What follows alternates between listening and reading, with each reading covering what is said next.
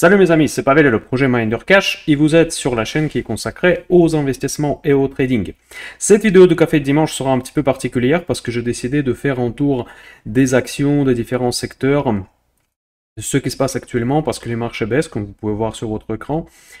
C'était une semaine, qu'on peut dire même de chute des marchés financiers. Nous allons creuser un petit peu quelles sont les opportunités, quelles sont les fausses opportunités. Nous allons regarder évidemment le secteur des énergies renouvelables, j'en ai parlé pas mal depuis déjà un certain temps. C'était un des secteurs où je voulais investir, c'est un secteur où j'ai commencé à investir, et je vais préciser quelles sont les actions qui m'intéressent actuellement, quelle est la structure de mon investissement que je présente plus exactement dans le projet Minder Cash Patrimoine, dont tous les détails vous pouvez trouver dans la description à cette vidéo, mais évidemment nous n'allons pas parler uniquement des renewables ou des énergies renouvelables, nous allons faire un tour de pas mal d'actifs. Donc aujourd'hui on va être un petit peu speed, on va travailler principalement dans le TradingView, vu qu'il faudra regarder beaucoup d'actions à la fois, donc je vais privilégier l'analyse technique, parce que c'est l'analyse technique qui nous permet de faire l'analyse très rapide, mais pour les cas les plus intéressants, nous allons rentrer dans le fondamental avec Guru Focus, l'outil que j'utilise habituellement. Mes amis, je vous rappelle que le like c'est hyper important, donc c'est comme ça que je sais que ce format vous plaît. Peut-être si vous allez mettre beaucoup de likes, je vais mettre plus de contenu de ce type, quand on regarde vraiment les actions concrètes très rapidement. Et je vous rappelle que pour ceux qui sont abonnés au Minder Cash Patrimoine, il y aura une deuxième vidéo tout à l'heure pour analyser notre portefeuille et ce que j'ai acheté la semaine dernière, parce que j'ai fait beaucoup d'acquisitions, même vraiment beaucoup. C'est peut-être la semaine la plus active depuis que j'ai lancé le projet Minder Cash Patrimoine, donc vous pouvez trouver tous les détails évidemment dans la description comme je viens de vous dire. Alors mes amis, je voudrais aussi faire une petite annonce parce que la semaine prochaine sera un petit peu particulière pour moi. Je ne suis pas certain que je vais pouvoir enregistrer une vidéo dans le format habituel et je vais faire une vidéo, en tout cas je vais essayer de faire une vidéo des réponses à vos questions. Donc dans les commentaires à cette vidéo, s'il vous plaît, posez les questions que vous voulez que je réponde en mettant peut-être un petit hashtag MinderCash, ça m'arrangerait pour le référencement. Les questions peuvent être n'importe lesquelles, sur la bourse, sur la finance, sur la macro, sur la vie, tout ce que vous voulez, donc évidemment sauf les questions personnelles à moins que j'ai envie de les répondre. Donc vous pouvez poser des questions dans les commentaires à cette vidéo. La prochaine vidéo, encore une fois, sera consacrée entièrement aux réponses à vos questions.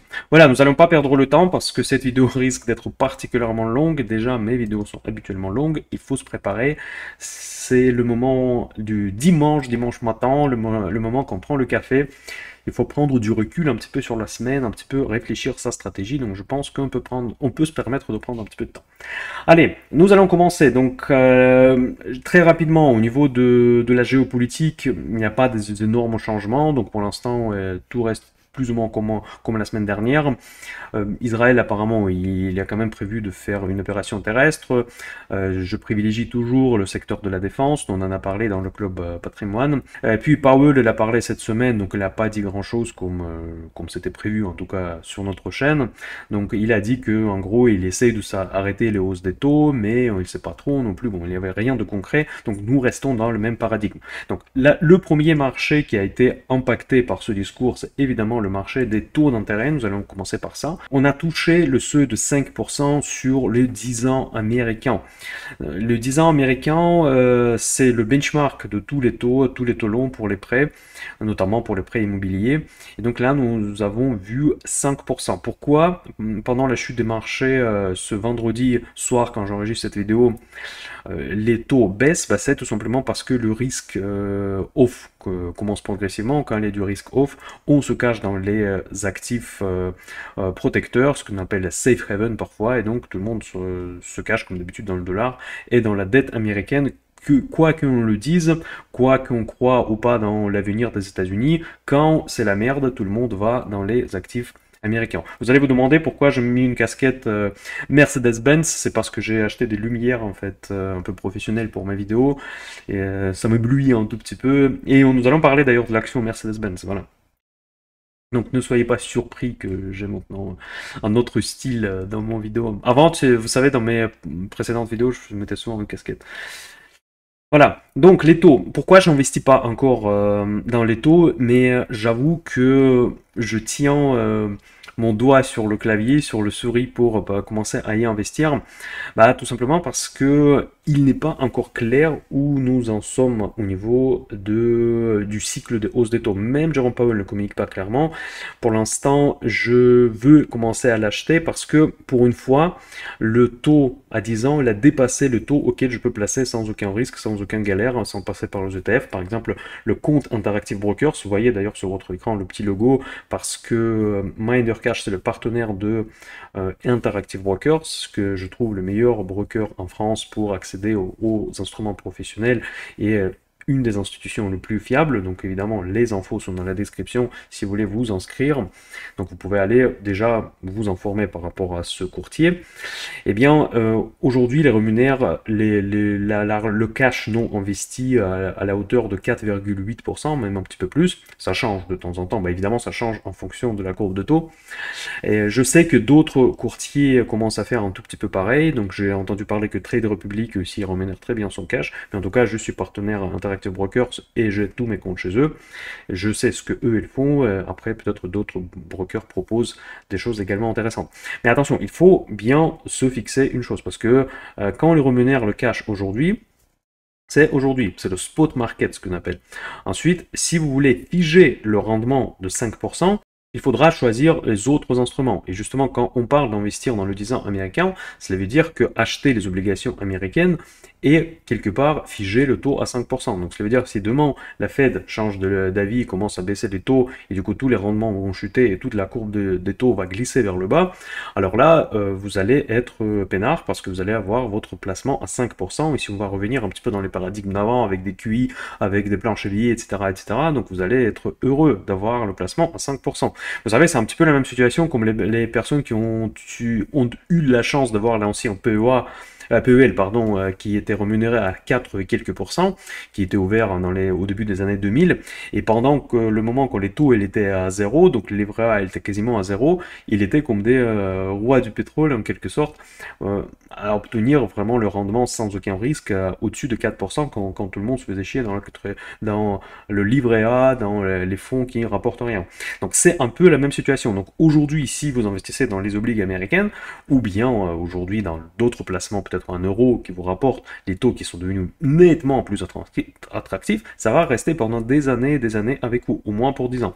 Et donc vous figez en quelque sorte le taux que le marché propose aujourd'hui et vous allez rester autant que vous voulez. Évidemment, si les taux continuent à monter, vous allez avoir une moins-value parce que les obligations vont mécaniquement baisser. Donc le risque, il est là. Donc si vous achetez maintenant, les taux vont passer à 6, 7, 8, etc.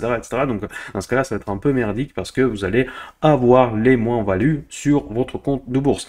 Est-ce que c'est risqué quand on parle des obligations?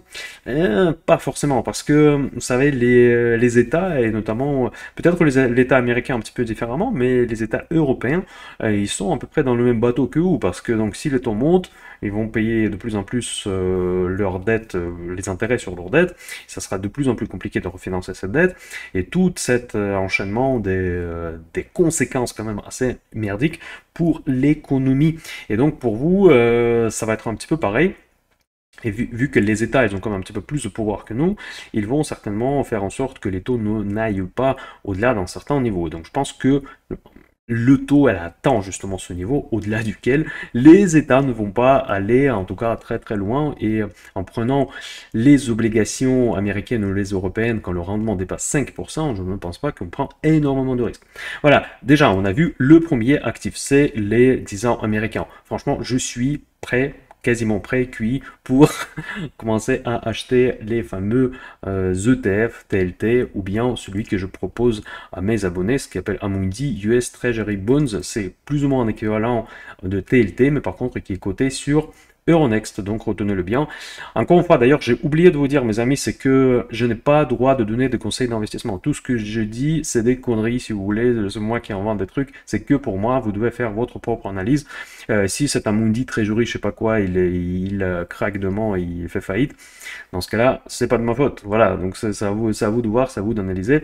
Moi, je vais investir dans cette ETF. Donc si vous préférez un autre, c'est votre choix. Je n'ai aucune responsabilité de ce que je dis, donc c'est tout ce que je dis, ça ne concerne uniquement mes investissements.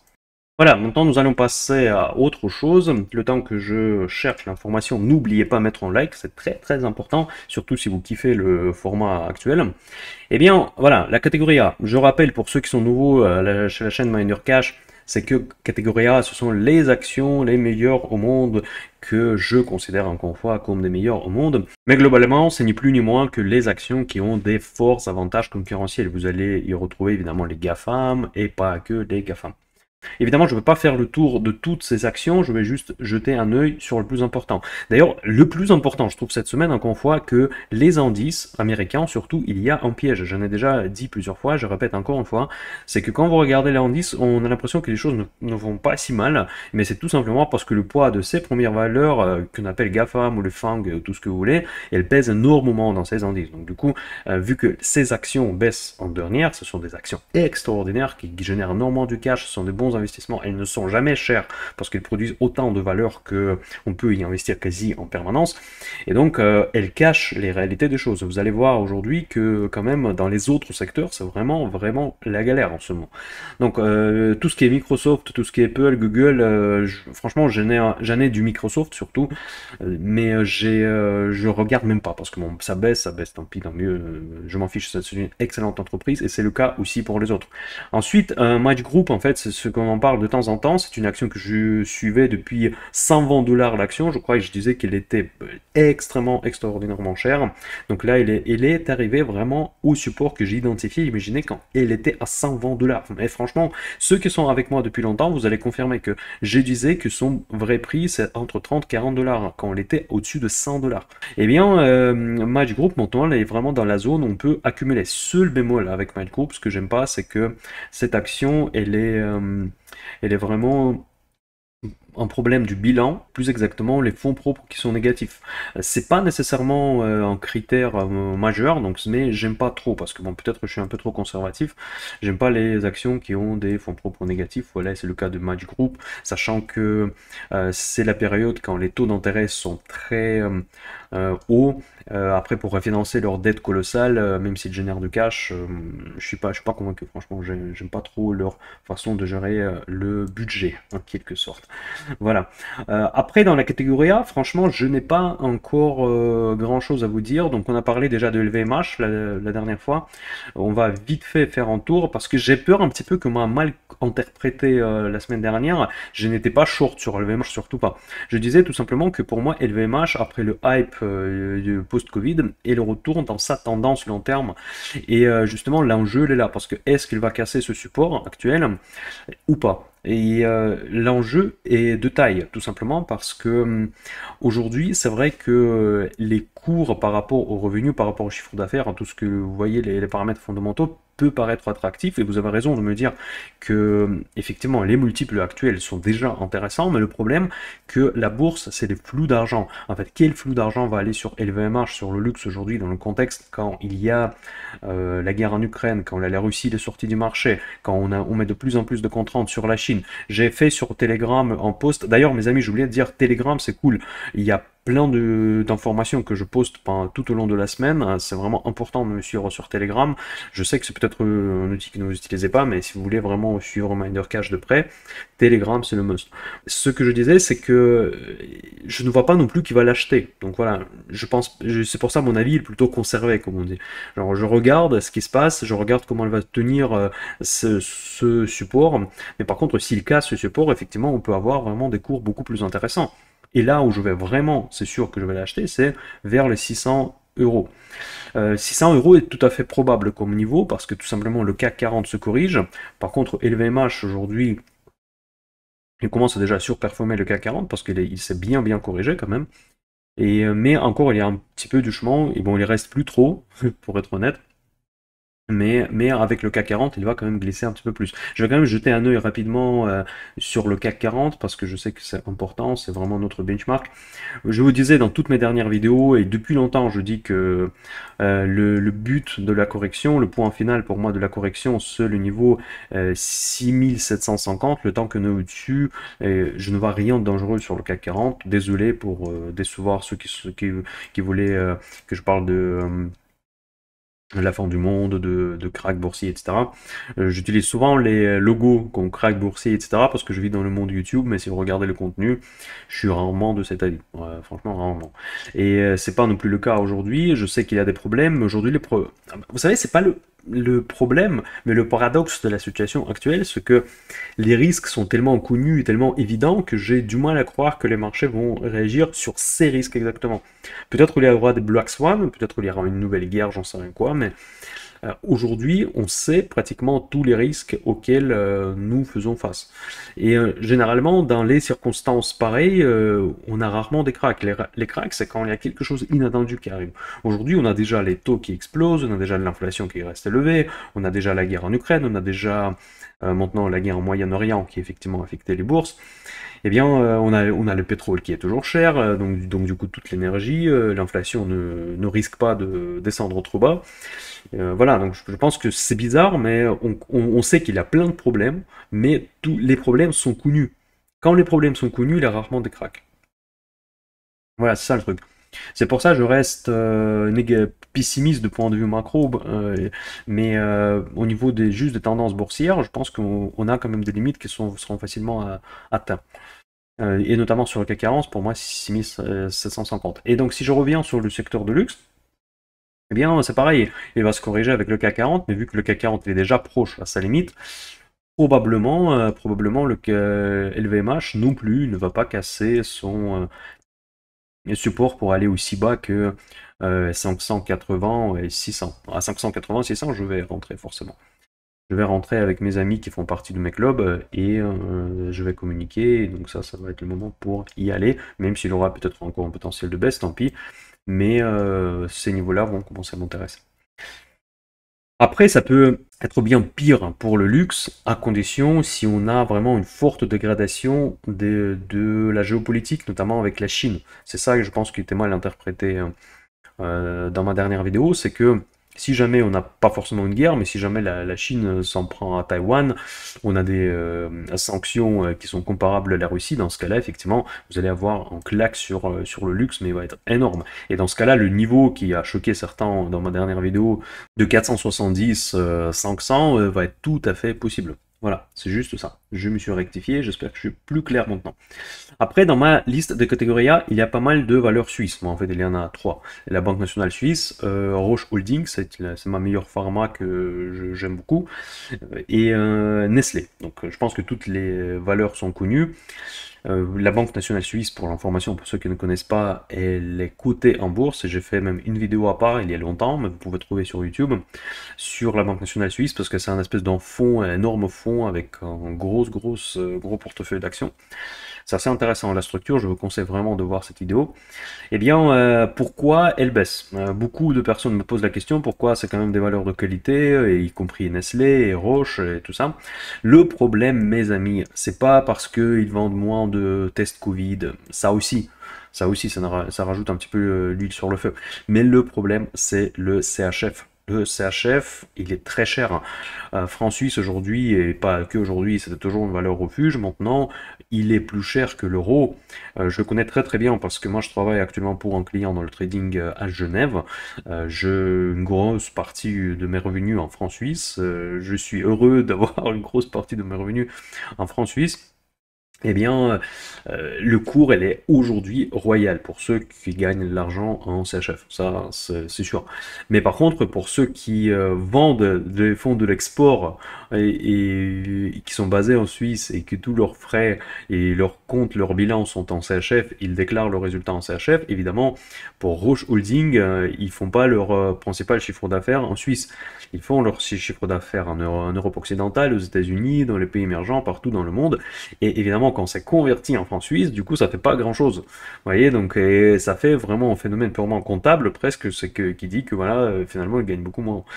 Mais ça n'empêche pas que ça reste quand même une société avec des avantages concurrentiels énormes. C'est pour ça que j'affirme encore une fois que c'est des sociétés de qualité, mais malheureusement, quand vous investissez dans ces valeurs, vous êtes short sur le franc suisse, et le franc suisse ne cesse pas de monter. C'est un peu pareil pour Nestlé, on peut chercher tout ce qu'on veut. D'ailleurs, je vous rappelle que Nestlé, c'est une société qui c'est pas du agroalimentaire. La société, Nestlé possède une énorme partie dans L'Oréal. Corrigez-moi si je me trompe, si c'est toujours le cas, mais je crois que c'est toujours le cas. Eh bien, c'est une société qui, dans son résultat, il y a une partie de résultat de L'Oréal qui est évidemment une société de catégorie A par excellence et qui améliore quelque part leur compte. Voilà. Voilà, maintenant je vais aller faire un tour dans les autres secteurs. La Chine, franchement, mes amis, au début de cette année, je fais quelques prévisions. Dans certaines prévisions, j'avais raison, même dans beaucoup.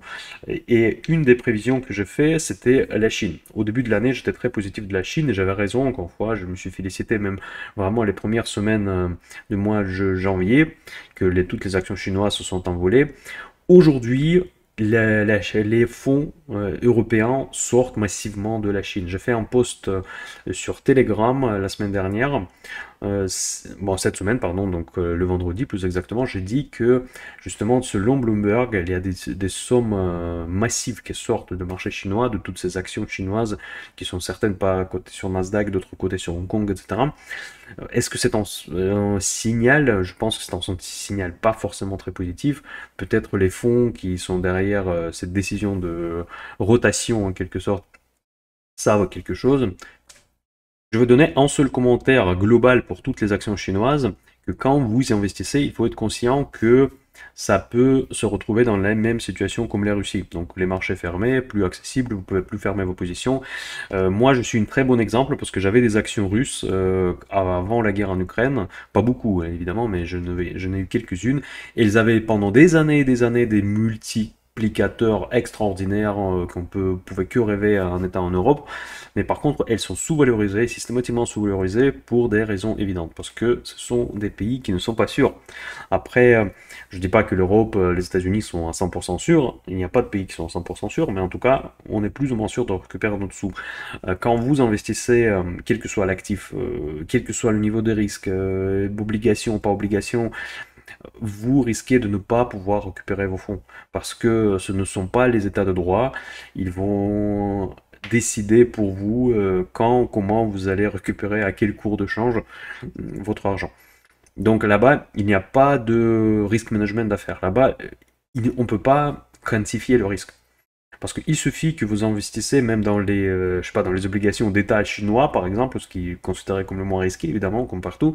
Mais si demain il y a une guerre entre les États-Unis et la Chine, et du coup l'Europe, je sais pas, elle prend côté les États-Unis, dans ce cas-là, vous allez être coupé de vos avoirs sans aucun souci. Comme en Russie, tout simplement comme en Russie. Donc je me méfie. Donc c'est même difficile de parler, par exemple, de la valorisation. Évidemment, Baidu, c'est une excellente entreprise. C'est copier-coller du Google, mais valorisé même pas un quart de Google. Évidemment, on peut avoir une idée d'acheter, mais ok, vous allez l'acheter, c'est sûr, mais après, qu'est-ce que vous allez faire si jamais ils attaquent Taïwan et finalement, voilà, vous pouvez y aller avec, je sais pas, avec 1000 balles, avec 2000 balles peut-être pour s'amuser, mais aller avec de l'argent important sur ce marché, ça peut être compliqué.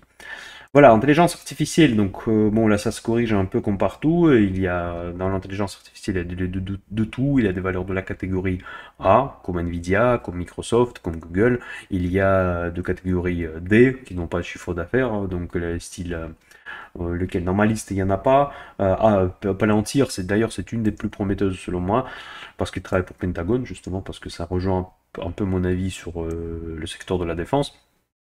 Eh bien, elle est très volatile, mais par contre, moi, je pense qu'elle a quand même beaucoup d'avenir devant elle. Voilà, donc, mais c'est pas le sujet principal de cette vidéo. On va jeter un œil sur les autres secteurs. D'ailleurs, dans le agroalimentaire, dans le vrai agroalimentaire et pas Nestlé. Donc, Pernod Ricard, j'en ai beaucoup parlé dans mes vidéos. Donc, c'est pas parce que je suis dans le sud de la France et j'aime bien le pastis, c'est pas la publicité de l'alcool. L'alcool est mauvais pour la santé. Ricard, aujourd'hui, il est quand même dans une configuration technique assez intéressante. Il a chuté, littéralement chuté. Il y a aussi de l'expo sur les émergents. Ils ont un projet maintenant avec Coca-Cola, un projet commun. Et il y a eu un rebond après les résultats qui ont été jugés meilleurs que prévu. Donc les résultats ne sont pas excellents, donc c'est pas un rêve. Mais par contre, il y a eu un rebond à partir de niveaux techniques que j'ai identifiés, que j'ai communiqué à tout le monde. En tout cas dans mes clubs, c'est sûr, sur ceux qui sont sur Telegram aussi. J'ai parlé depuis longtemps de ce niveau 155-160. Donc là, on a été. Donc là, j'ai acheté un call. J'ai pris une position dans le club Option Invest, une position spéculative. Donc je vous rappelle, ceux qui sont nouveaux, qu'à part le club patrimoine, j'ai également le club d'options. Là où je publie mes positions en direct. Eh bien, j'ai pris un call tout con, en fait, sur Pernod Ricard. Donc actuellement, je l'ai toujours, je ne l'ai pas vendu. Je trouve que cette valeur, vous voyez qu'il résiste quand même vachement bien à la chute du CAC 40. Si le CAC 40 rebondit à partir d'un niveau que je viens de vous montrer, qui est 6750, je pense que Pernod Ricard va en profiter largement. Du coup, mon call pourra encore faire des profits. Il est déjà dans le vert, mais il pourra faire beaucoup mieux, selon moi, encore une fois.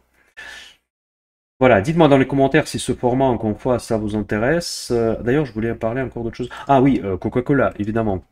Pepsi, Coca-Cola, j'ai trouvé des raisons pourquoi cette action elle a chuté. C'est même vraiment bizarre de le dire que Coca elle a chuté, ça arrive tellement rarement. Donc ça arrivait vraiment pendant le Covid, c'est sûr. Maintenant, il y a eu des prix du sucre qui sont au plus haut, en tout cas depuis, peut-être pas historique, mais dans l'histoire récente. Évidemment, le sucre, c'est un des composants malheureusement fondamentaux de Coca-Cola et du Pepsi. Eh bien, ça affecte évidemment Coca-Cola. Moi, je trouve que vraiment la réaction, elle était largement exagérée. Aussi, il y a eu des informations comme quoi c'est dû, en tout cas au moins en partie, aux nouveaux médicaments, ou je sais plus quoi, pas le médicament contre l'obésité. Bon, ça, franchement, j'ai pas creusé ce sujet. Je n'ai pas compris pourquoi, quel rapport entre l'obésité et moi, évidemment, s'il y a du sucre, peut faire grossir, mais je vois pas pourquoi les gens ils vont arrêter de boire du Coca-Cola. Mais peut-être que je suis pas allé assez loin dans mes recherches. En tout cas, j'en ai profité. Dans mon club patrimoine, on l'a acheté. Dans le club Option Invest, on a fait des stratégies optionnelles sur Coca-Cola. En fait, on est dans le vert déjà sur au moins une des deux positions. Je pense qu'on sera dans le vert dans les deux. Je n'ai pas du tout hésité de l'acheter à autour de 55 et même moins. C'est pas le sujet, donc pour moi c'est vraiment une catégorie A par excellence et je l'achète sans hésitation. Ok, voilà. Ça c'est pour le secteur agroalimentaire. Ensuite, automobile. Bon, Mercedes-Benz, mes amis, voilà, donc ça c'est la casquette, AMG, etc. Je vous ai parlé la dernière fois quand je fais l'analyse de ce secteur, c'est que j'attends les primes de risque plus importantes. Elles sont bien valorisées, bon, ils sont bien valorisées pour nous, pour les acheteurs. Donc elles ne sont pas chères au niveau de multiples, ces actions des premium allemandes, c'est les premium allemandes que je regarde avant tout. Mais je trouvais que la prime de risque pourrait être meilleure et ça a été vrai. Donc mes amis, ça continue à baisser. Donc du coup, le Mercedes-Benz est un des meilleurs joueurs de ce groupe. Il a dépassé déjà le seuil de 62-65. Donc là, on est proche de la zone de support quand même. On peut encore rebondir, mais je ne suis pas à 100% sûr. Pour que ça rebondisse, il faut qu'il y ait un gros rebond sur les marchés financiers. Est-ce que ça va arriver? Encore, ça dépend de beaucoup de paramètres. Nous sommes quand même aujourd'hui dans une situation extrêmement fragile. Là où je ne vais pas hésiter, c'est bon, je vais toujours hésiter, mais là où je vais réfléchir à l'achat, c'est plus la zone de 56, on va dire 50-56. Voilà, c'est dans cette zone-là que je voudrais acheter, en tout cas ce qui concerne Mercedes-Benz. Ensuite, BMW, il était un peu moins, mais dans la situation très similaire. Donc là, vous pouvez voir ça très facilement sur votre écran. Donc aussi, il y a eu une grosse consolidation. On est aussi sur un support. Je pense honnêtement que ce support, dans le contexte actuel, sera cassé. En plus, c'est un petit peu comme le secteur de luxe. Grosse sensibilité aux émergents. Moindre mauvaise nouvelle sur la Chine, on va se prendre dans la gueule une baisse de vraiment 2 chiffres en pourcentage. Voilà. Ça, c'est ce que concerne les Allemandes. Renault, il a chuté récemment, mais bon, je ne suis pas ces valeurs-là. Et les voitures électriques, je ne le suis pas non plus. Ça peut être étonnant, parce que je suis les énergies renouvelables. On va largement parler encore de ce secteur. Pourquoi je ne regarde pas les voitures électriques? Parce qu'il y a tout simplement énormément de concurrence. Franchement, c'est ce que je disais dès le début, quand on avait tout un tas de discussions, le hype autour de Tesla, autour de voitures électriques, tout le monde les achetait. Mais je disais toujours que la concurrence sera rude parce que quand même, Tesla c'est beau, mais il y a aussi Mercedes, BMW, les Porsche, tout le monde se met en électrique. Et ils sont quand même pas mal, hein, ils sont quand même pas mal ces voitures. Et est-ce que Tesla va pouvoir faire la concurrence? Bon, pour l'instant, elle le fait. Mais bon, après, je veux pas rentrer dans le goût et les couleurs, mais ça me paraît quand même compliqué. Il y a un autre phénomène qui est même peut-être encore plus important, c'est que les Chinois, ils font du dumping. Ils vendent des voitures de qualité comparable à Tesla, qui sont vraiment extraordinaires, pour des prix dumpés. Et du coup, ça fait absolument impossible de concurrencer contre les marques chinoises. Ça me rassure un petit peu, vous savez pourquoi? Parce que si la Chine vise tellement le marché occidental, évidemment, ils vont le plus de thunes à collecter, cela veut dire qu'ils n'ont pas prévu de faire la guerre. Donc ça, c'est déjà une bonne nouvelle. Et bien, mais dans tous les cas, ces valeurs qui me paraissent quand même assez chères, et il y a tout un tas de concurrence qui va sortir de l'eau, Tesla sans doute, mais après, Tesla elle va faire face frontale à toutes les marques allemandes qui seront peut-être aussi bonnes. Voilà, tout ce qui est Solar Edge, ça c'est plus les batteries électriques, on va en parler très en détail. Je vous dis tout de suite, voilà, moins 27%, c'est l'action que j'ai dans mon portefeuille, j'en ai très peu, mais je vais vous en parler. On va y arriver. Ensuite, la consommation technique, cyclique, pardon, ouais, qu'est-ce que je raconte, voilà. Donc là, bon, ici, il n'y a pas grand-chose. Là, par contre, ça c'est quoi? La Roche-Beaubois. Mais la Roche-Beaubois, c'est une action qui est très peu, où il y a très peu de volume, je crois. Ensuite, donc ça c'est la consommation non cyclique, construction. Voilà, d'ailleurs, mes amis, parfois on dit qu'il faut écouter de gourous. Quand Warren Buffett raconte quelque chose, tout le monde voilà, prend les oreilles comme ça et regarde qu'est-ce qu'il achète, Warren Buffett. J'ai fait une vidéo il n'y a pas longtemps, il y a littéralement peut-être il y a un mois et demi, sur les dernières acquisitions de Warren Buffett. Il a investi, selon les publications de ses trimestriels, dans les actions des constructeurs américains. Il a investi il y a 3 ou 4 mois. Donc il y a 3 à 4 mois, donc du coup il a investi au plus haut dans ses actions qui ont chuté déjà depuis son investissement de, je vais vous dire, là c'était, je crois que c'était même avant le mois d'août en fait, il était même avant. Non, non, non, c'est pas juste. Donc il était, je crois que c'était les publications de troisième trimestre, donc ça devait être en juin. Et si je dis combien Warren Buffett est en train de paumer sur ses actions, voilà, en tout cas, moins 18% sur ces dernières acquisitions, les lignes qu'il avait achetées dans ses actions. Après, évidemment, il n'a pas investi tout son portefeuille dedans, mais en tout cas, pratiquement toutes les 3 actions qui ont été mentionnées dans les nombreux articles qui parlaient des nouveaux achats de Warren Buffett, elles sont dans ces eaux-là, dans les moins 15, moins 18% de baisse. Donc la question se pose, est-ce que les gourous ont toujours raison? Soyez votre propre gourou. Personne, moi je parle même pas, même si Warren Buffett se plante comme ça, et en plus avec l'argent de ses clients, avec des grosses sommes, contrairement à moi, eh bien il faut quand même se poser la question.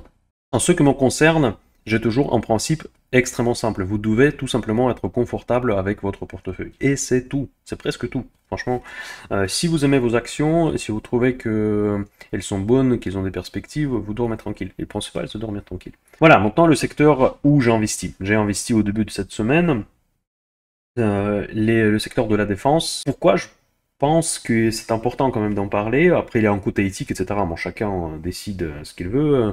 Donc moi, je ne vois pas de problème d'investir dans les valeurs de la défense, de l'armement, parce que la question c'est comment on utilise les armes. Parfois on est obligé, et parfois on est obligé de le faire pour des bonnes raisons. Eh bien, certaines de ces actions, quand même, ils ont des contrats vraiment de long terme, de très long terme avec le Pentagone, qui a souvent de l'argent. Le refinancement, encore une fois, mes amis, c'est vrai qu'elles sont endettées souvent, ces entreprises, pas toutes d'ailleurs, mais beaucoup entre elles sont très endettées, mais c'est pas vous et moi. Donc leur endettement va être refinancé très facilement, mais vraiment très facilement, parce que elles font partie de la stratégie nationale des États-Unis et de la stratégie de l'OTAN. et de tous les pays qui achètent les armes américaines, donc soi-disant tous les pays développés, quoi. Voilà. Donc ces entreprises auront toujours de la clientèle, malheureusement, on peut le dire, et on peut les voir également comme le hedge contre la géopolitique. C'est comme ça que je vois cette ligne dans mon portefeuille, mais c'est un hedge quasiment parfait, parce que le hedge, ça fonctionne comment d'habitude? Vous prenez un short, par exemple, pour couvrir votre portefeuille par rapport à un indice. Eh bien, si l'indice repart à la hausse, votre short va bouffer votre performance. Vous allez espérer que votre actions que vous avez hedgées vont compenser cette perte, mais un hedge va forcément bouffer une partie de votre perf. Ici, je ne suis même pas sûr, parce que par exemple, si les marchés repartent à la hausse, ils vont sous-performer le S&P 500, sans doute, ou pas même, ça dépend. Donc c'est un hedge qui va pas vous coûter, première chose, qui va vous rapporter les dividendes, parfois les dividendes qui sont relativement intéressantes, même si évidemment les normes des dividendes ont largement changé. Et en plus, ce sont des entreprises avec du potentiel. C'est un hedge qui va être gratuit, en plus vous allez percevoir de revenus comme vous l'aurez perçu en investissant dans n'importe quelle action. Donc à vous de choisir dans ce secteur, mais moi je prends. Ensuite, les financières. Donc financières, je ne parle pas, j'ai aucune valeur financière dans mon portefeuille. Pourquoi? La question légitime. Le problème, c'est que c'est un double tranchant en fait quand on parle des banques, des sociétés financières. D'un côté, effectivement, on peut dire que les taux élevés, c'est bénéfique pour les banques, patati patata et blablabla, tout ce discours de théoriciens. Mais en pratique, les banques, c'est une proxy de la macro. Ça, c'est aussi une phrase que vous avez peut-être entendue si vous lisez la presse financière. Ce sont les proxys, mes amis, avec une forte bêta quand même, parce que si la macro commence à se dégranguler, les banques, elles vont vraiment se prendre dans la figure. En plus, les banques, c'est le marché obligataire. C'est presque les synonymes. Donc si le marché est obligataire, ce qui est le cas aujourd'hui, il est en difficulté, et si jamais on commence à avoir des doutes que soit la BCE, soit la Fed agissent, ou bien agissent avec un retard, toutes les banques vont se prendre dans la gueule. Donc quelle que soit la macro. Et donc là, vous allez tout de suite oublier que c'est la, je sais pas, c'est la proxy à la macro, les taux d'intérêt bénéfiques, etc., etc. Non, leur actif principal qu'ils gardent sur leur balance, c'est les obliques d'État. Bon, il est prêt, évidemment. Donc si on commence à faire faillite sur les prêts, donc c'est peu de chances que ça arrive en France, mais c'est beaucoup de chances que ça arrive dans le monde anglo-saxon. Si jamais après les obligations ne valent plus rien, ils vont tout de suite être confrontés aux normes baloises pour renfouler leurs fonds propres, parce qu'ils passent les stress tests aujourd'hui, genre quand les banques centrales font passer les stress tests aux banques commerciales, mais ils partent du principe que justement l'investissement dans les obliques d'État américains, les obliques d'État français, allemands, c'est sans risque. Mais si un jour, on commence à se poser des questions, est-ce que c'est vraiment sans risque? Donc du coup, tout va chuter. Donc leur book, en fait, qui contiennent tous ces actifs gigantesques, toutes ces positions gigantesques sur la dette des États, et ils vont être revalorisés, et s'ils seront revalorisés, dans ce cas-là, ils ne passent plus aucune norme. Toutes ces ratios tier 1, etc., au revoir. Voilà, donc du coup, les banques, franchement, je suis pas trop à l'aise. Mais par contre, ils payent des beaux dividendes. Mais les dividendes, aujourd'hui, c'est compliqué. Les dividendes, personne ne les veut parce qu'aujourd'hui, on peut placer à 5% sans aucun risque. Donc du coup, il faut que les dividendes soient vraiment importants pour que ça commence à faire du sens. Maintenant, Thermador Group, c'est le aristocrate de dividendes français. Donc là, c'est juste techniquement, il est intéressant. Aujourd'hui, il propose le dividende qui ne m'intéresse pas du tout, mais vraiment du tout. Genre dans les 3%, choses comme ça. Pour une société de catégorie B, qui n'est même pas dans les grandes indices, c'est une belle boîte, hein, c'est sûr. Rentable et tout ce que vous voulez, mais ça reste une petite boîte. Hein, voilà. Bon, une petite boîte, je me corrige tout de suite parce que je sais que vous allez le dire dans les commentaires, c'est pas une petite boîte, mais comparé aux boîtes de CAC 40, c'est quand même peanuts.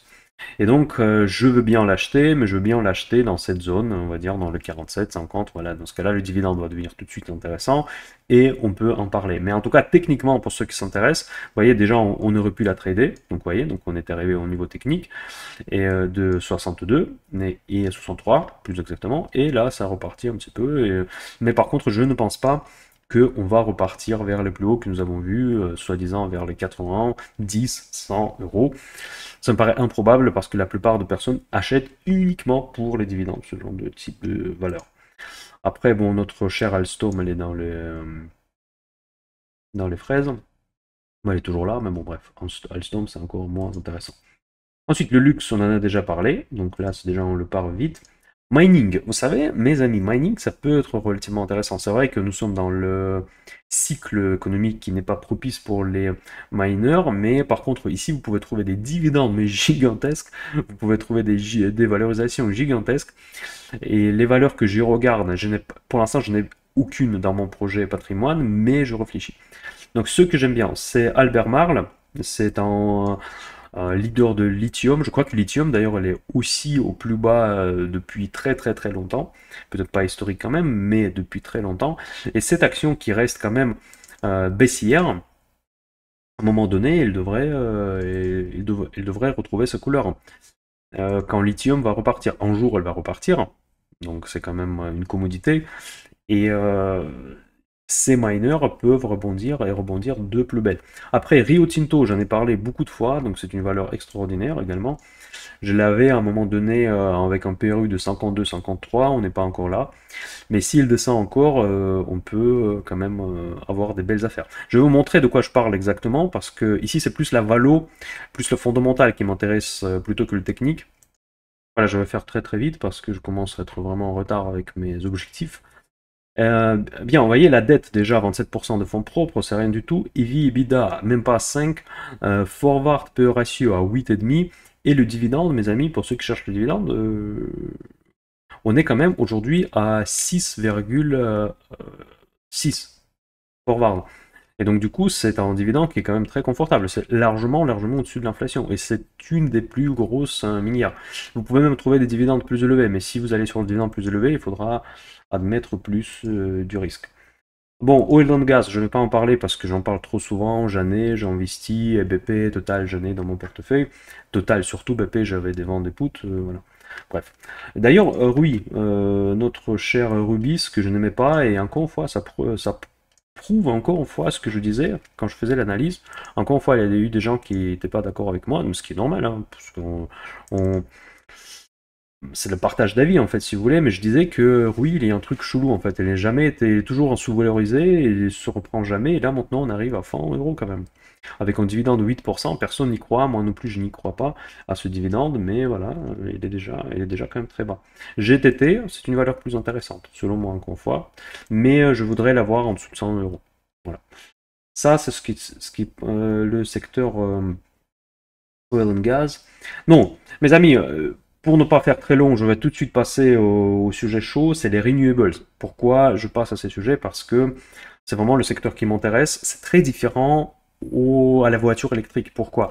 Parce que c'est clairement le secteur de venir, tout comme les voitures électriques.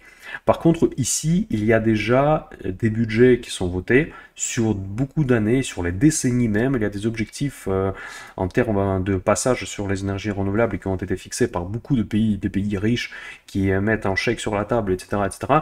Ils mettent un chèque sur la table pour réindustrialiser leur économie.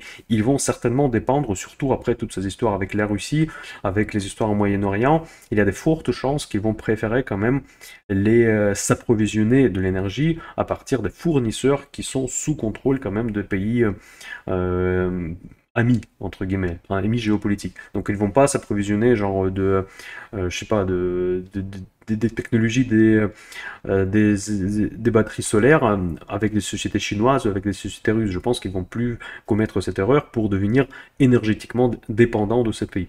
Donc les pays qui sont producteurs de l'énergie verte et les entreprises qui fonctionnent dans ces pays sont à surveiller. Donc aujourd'hui, la société Solar Edge, dont j'ai une petite position dans le portefeuille Miner Cash Patrimoine, on va en parler avec mes abonnés tout à l'heure. Ce que je vais faire, ce que j'ai déjà fait d'ailleurs, eh bien, c'est vrai que c'est une grosse claque, mais c'est une grosse claque sur une base minuscule de ma ligne, la ligne que je voulais encore renforcer en 4 étapes. Et donc voilà, maintenant, évidemment, pour moi, c'est une énorme opportunité, évidemment, je trouve. Encore une fois, c'est pas le conseil d'investissement, ce sont les sociétés volatiles, donc vous pouvez observé que elle est effectivement volatile. J'étais très short sur ces valeurs-là quand elle était à 300 $. Je disais que ça ne vaut pas du tout ça. Et là, maintenant, on est à moins 80% de correction. Vous imaginez? C'est moins 95% de correction. Je vais partager avec vous quand même ce que j'ai fait dans le club patrimoine. J'ai ouvert une toute petite ligne, je crois, autour de 150 sur Solar Edge. C'est vrai qu'un pourcentage, ça fait beaucoup, mais stratégiquement, pour moi, c'est bien. Je suis presque content que cette valeur chute comme ça. Peut-être là où je suis déçu, c'est la communication qu'ils ont fait. Pourquoi je suis déçu? Parce que tout simplement, ils annoncent qu'ils ont beaucoup d'annulations de commandes en provenance de l'Europe. En provenance de l'Europe aussi, c'est pas choquant, mes amis, c'est pas choquant. Parce que l'économie, les dynamismes économiques, il est en train de ralentir suite à la hausse des taux, notamment. C'est une des raisons principales. Donc, ça veut dire forcément, il y a l'activité qui réduit, ils ont moins besoin de leur technologie. Évidemment, il y a beaucoup de projets qui prennent plus de temps, il y a des projets qui sont reportés, etc. C'est pas étonnant. C'est le cycle économique qui est comme ça, mais ça ne va pas dire que les produits de Solar Edge ne sont pas recherchés. Certainement, il y aura de la concurrence. Ils sont très positionnés sur tout ce qui est voiture électrique. Ils occupent aussi plus ou moins un segment qui est ressemblant à Air Liquide. Donc je ne compare pas cette valeur avec Air Liquide énormément parce que dans Air Liquide, il y a d'autres choses qui rendent ce dossier bien plus sécurisé. Mais en tout cas, ils sont dans certains segments, ils se rapprochent. Voilà. Eh bien, un autre point sur cette entreprise, qu'elle est basée en Israël. Voilà. Donc ça, évidemment, dans le contexte actuel, c'est un problème. Donc ça, j'admets que ça, encore une fois, c'est un risque qu'on ne peut pas presser, c'est un risque que nous ne pouvons pas quantifier. Donc c'est comme ça. Voilà, c'était un choix. Et c'est un choix. Bon, Après, d'ailleurs, je ne sais pas vraiment, j'ai lu leur bilan et tout. Ils travaillent un peu partout dans le monde, ils sont basés en Israël, c'est vrai. Mais est-ce que c'est une société israélienne ou pas? C'est une question, en fait. Évidemment, ils ont des projets en Israël également, mais beaucoup d'entreprises américaines qui ont des projets également en Israël. Ce n'est pas pour autant qu'ils deviennent sociétés israéliennes. Bref. En tout cas, il y a ce risque, il y a ce risque géopolitique qui quand même pèse sur cette valeur Solar Edge également. Mais il y a une entreprise qui n'est pas israélienne, c'est Enphase. C'est également fait partie de mon portefeuille. Par contre, mon péril était très proche quand même. J'étais juste au-dessus du niveau qui était avant la chute d'aujourd'hui. Et encore une fois, c'était une ligne minuscule. Pour l'instant, une ligne minuscule, mais en tout cas, je vais en parler tout en détail avec mes abonnés tout à l'heure. Bref, c'est une valeur qui est également quand même en beau potentiel. Et ici, nous allons regarder un peu plus les fondamentaux parce que il y a quelques idées reçues, selon moi, pour ces entreprises. Tout le monde dit que ces entreprises, premier point, ils sont très endettés. Et deuxième point, qu'ils ne gagnent pas de l'argent. Vérifions. J'ai pris les deux valeurs, mes deux valeurs préférées dans le secteur. Ensuite, est-ce qu'ils sont endettés? Je prends Solar Edge. Donc, debt to equity, c'est 29% de fonds propres. Donc, il y a énormément de valeurs qu'on a vues aujourd'hui qui ont le taux d'endettement nettement supérieur. Après, interest coverage, 11%, donc ça veut dire que leur EBITDA est 11 fois plus supérieur au paiement des intérêts. C'est pas immense. D'ailleurs, j'ai vu des entreprises avec beaucoup plus de interest coverage, mais en tout cas, ça reste tout à fait confortable. Donc, Piotrski, qui regroupe différents niveaux, en fait, différents paramètres fondamentaux, il est à 7 sur 9, c'est pas trop mal du tout. Altman Z-Score, probabilité de la faillite, il est largement dans la zone safe, donc sécurisé. Donc il faut être au-dessus de 1,8 pour que ce ratio soit respecté. Manipulation, bon, moyenne, donc ça veut dire qu'il n'y a pas de gros risque de manipulation de comptable. Ensuite, les revenus sont en croissance, donc en plus c'est une société de croissance. Maintenant, est-ce qu'ils ne gagnent pas de l'argent? Voilà, deuxième question. Alors mes amis, marge brute 30% pour ce secteur, c'est parfait. Marge opérationnelle de 10%, c'est normal. La rentabilité proche qui tient compte de cette dette, qui n'est pas immense, comme on vient de voir, il a presque 10%. C'est quoi le problème? On n'a pas de dette, on a de la croissance, et l'entreprise, elle gagne de l'argent. Je vois pas le problème. Franchement, je ne vois pas le problème. Sauf le problème d'impact géopolitique.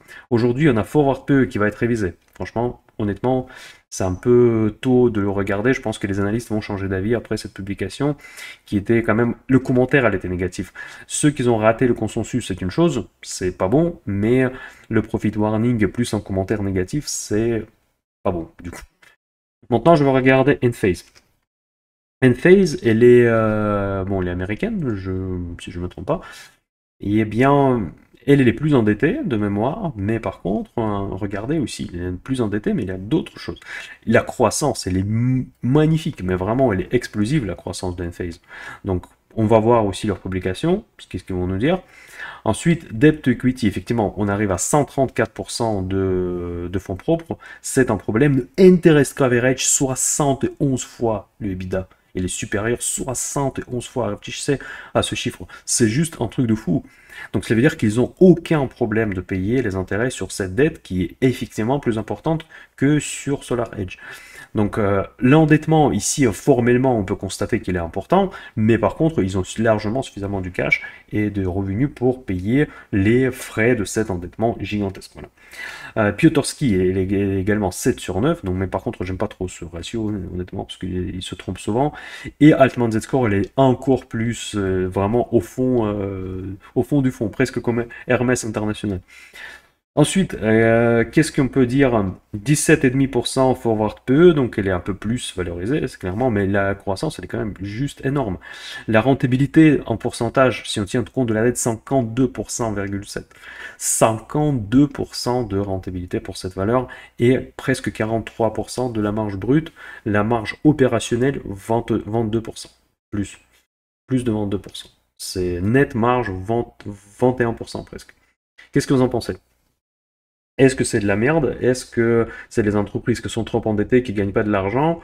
En tout cas, moi, je ne le vois pas, à moins qu'il tweak les chiffres. Mais vous savez, il y a un ratio auquel il est difficile d'avoir l'accès si vous n'avez pas les services payants, comme moi je l'ai.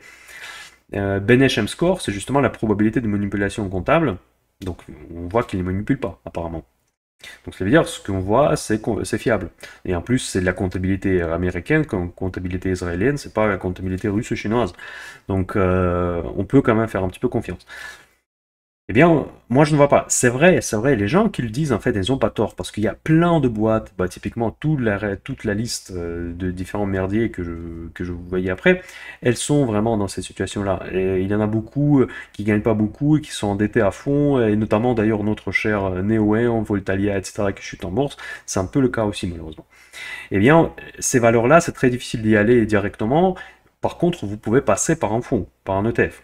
Et justement, un ETF que je présente également dans mon club patrimoine, et qui fait partie de ma position structurée sur les énergies renouvelables, c'est justement cet ETF que je trouvais, Amundi MSCI Energy Green. Eh bien, c'est un ETF qui est coté également sur les indices Euronext Paris. Donc, vous pouvez trouver les ETF que moi-même j'utilise sur mon site mindercash.fr. Dans la mesure de mon temps disponible, j'essaie de les mettre à jour. C'est vrai que je ne suis pas parfait de ce point de vue-là, mais en tout cas, j'espère que c'est relativement informatif. Voilà, mes amis, Semiconducteurs. Finalement, on n'aura pas le temps parce que sinon la vidéo prendra 1 heure et ça va pas être très bien pour moi pour le référencement. J'attends de votre part les likes, énormément de likes, les questions. N'oubliez pas, s'il vous plaît, de partager cette vidéo avec vos amis qui s'intéressent à la bourse et à la finance. Si ce format vous plaît, le like est très important, encore une fois, parce que c'est comme ça que j'évalue votre intérêt, si vous aimez bien ce type de contenu ou pas. C'est un contenu différent que nous avons d'habitude pour les cafés de dimanche. Si ce contenu différent vous plaît, n'oubliez pas, cliquez la pouce bleue. Et si vous n'aimez pas, cliquez la pouce rouge. Comme ça, je saurai que vous n'aimez pas. Allez mes amis, bon dimanche. Et encore une fois, je vous rappelle que la semaine prochaine, je vais essayer de répondre à vos questions. Ou sinon, ça sera dans 15 jours. Je vais peut-être rater le café de dimanche. Et vous allez savoir pourquoi sur Telegram. Voilà. Je vais partager toute ma vie. Allez, à très bientôt, Emmanuel Cash. Bye bye.